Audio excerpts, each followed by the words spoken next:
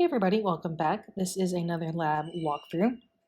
So the objectives of this lab are to determine the classifications of unknown elements based on their properties, and to do so, you'll conduct multiple tests to figure out and help with their identifications and classifications. Like always, you have a section full of very useful background information. There's a bunch of words in bold that are new words to us. The background information is so important that there are 3 questions based solely on the reading that will help us later on based on the properties of different metals, nonmetals, and metalloids. So if you remember that from class, fantastic. If not, it's definitely in the paragraphs above.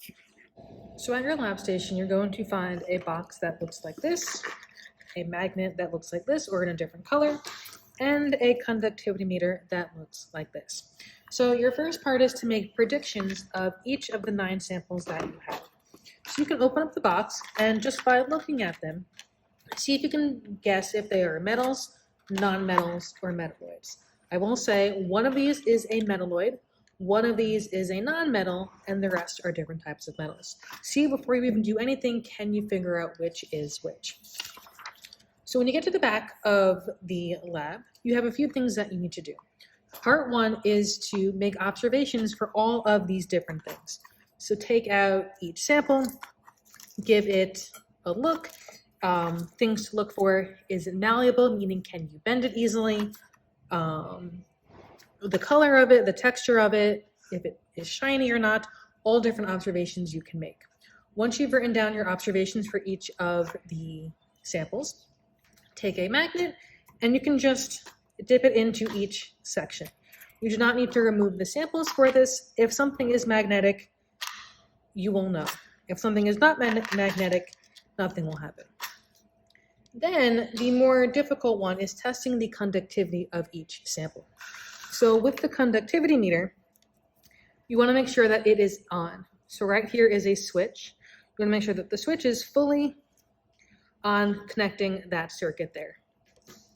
Just to test, to make sure that your conductivity meter works before you use it, if you connect both ends together, you should have a very bright LED bulb glowing.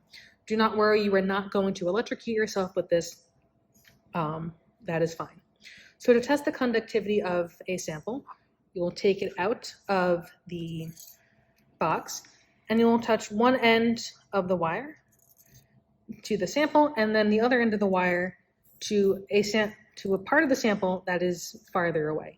You do not want both ends of your conductivity meter to touch the sample, because then you might get unreliable results. If the 2 ends are touching, then the circuit will say, hey, this conducts. But if you want to test your sample, the electricity needs to be able to flow through your sample. So you want the ends to be farther away.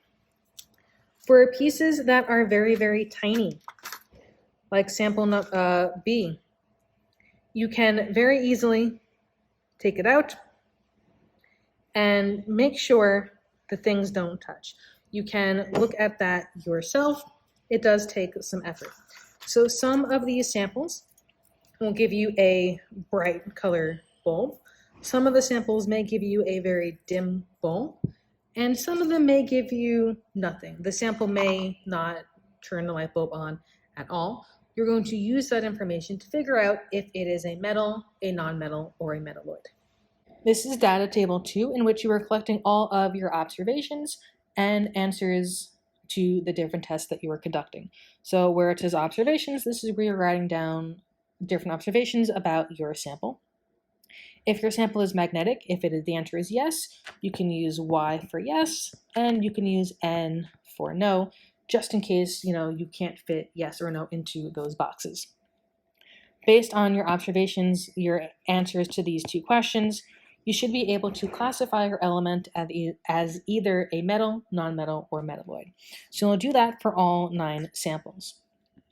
Then we gave you the density of each of the different samples. Now some of them, they don't have densities available, so don't worry about figuring out what element it is. Use the density that is on your sheet and match it up to what is on table S in your chemistry reference table. You'll be able to match this up exactly and figure out what element that is. Once you've figured out what element it is, go back to your classification. Does it match? it definitely should. Then you have 4 wrap-up questions based on your observation table. So what do metals have in common? One of our samples is a metalloid, so how were you able to distinguish that from everything else? One of the samples was a nonmetal, how were you able to distinguish that one? And then one of them is an alloy. So an alloy is a mixture of different metals melted together. So were you able to figure out which one that one was? And does it behave differently based on what you saw the other metals do? It is very important when you are done with your lab that each box looks exactly the same.